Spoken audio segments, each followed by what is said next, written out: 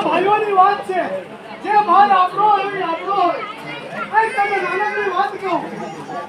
આવ કોઈ ગયા હશે એક ફૂલ અને ફળ લેવા માટે જો તમે ધરાશ લેવા ગયા હશે સાંભળો મારા ભાઈ ધરાશનો છૂટકો હશે એ તમે 1 કિલો લેશો તો એના તમારા પાસે 100 રૂપિયા લેશે અને જો એ ધરાશ છૂટી હશે